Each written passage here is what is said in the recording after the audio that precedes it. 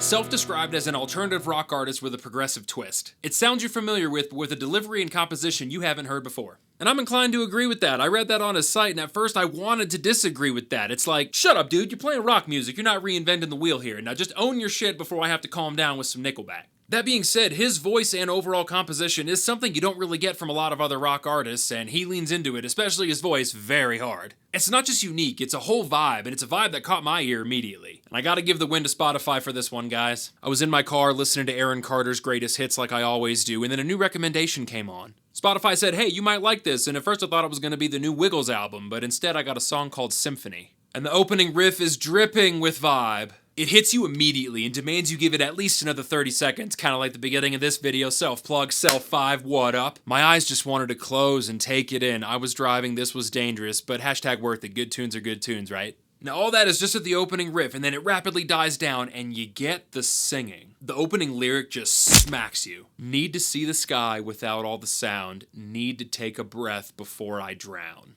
It's real serious, it hits you, you're like, what? And then there's this thump that happens, this like in the background, really minimal background ambiance here. It's really hard to put into words what it felt like. I just know that I liked it. It was deep and soft and glided over a nice ambient background with more vibe than Janis Joplin at a microdose convention. That background presence increases in intensity before a brief silence. That opening hooky riff kicks back in and he starts to sing the chorus. I needed more. I clicked the next song and it took me to something called Firestarter, and in under 4 minutes I was officially a Sawyer Hill fan.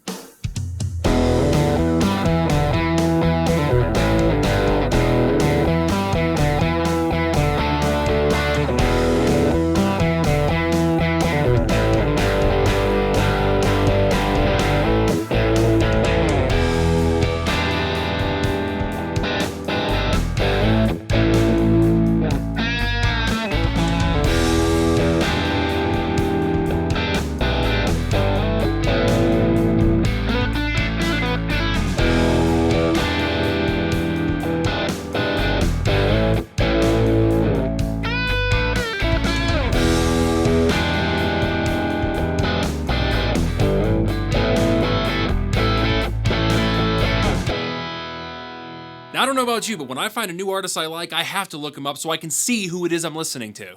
Yeah, a 23-year-old that looks like an extra from a Blumhouse horror flick is not what I was expecting. Homie looks like a liberal arts degree. Can I say that? He sounds like Jersey Mike's and looks like Subway. That's banger. And for the record, Subway still fucks, so that's kind of a compliment. Joking aside, as it turns out, I actually respect the fuck out of this dude. You know why? Because as it turns out, the reason he got recommended to me is because he started blowing up on social media. Most people just don't put themselves out there like that. They either don't have talent, don't have looks, don't have the drive to actually create something, or they just think that content creators are just full of themselves. Now, I actually am a content creator just looking for attention. I have none of those other things. So please subscribe if you're having fun so I can show my mom she was wrong.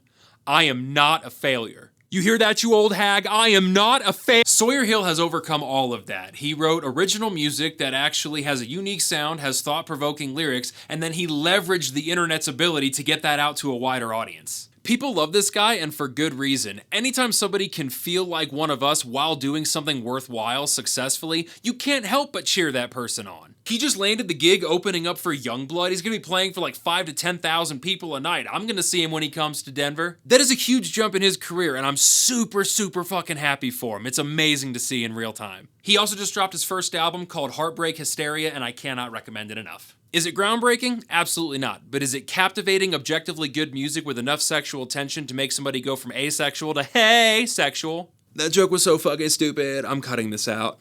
The answer to all that is absolutely yes. So strap in, strap on, slick your hair back, and go listen to this brand new artist. He has a nice, long, healthy career ahead of him. I have a feeling we're going to be seeing a lot over the next few years. Going to be somebody you want to keep your eye on. My name is Zach. This has been Audibly Dumb. Thank you so much for watching. And as always, if I say something's cool, it's 'cause it fucking is.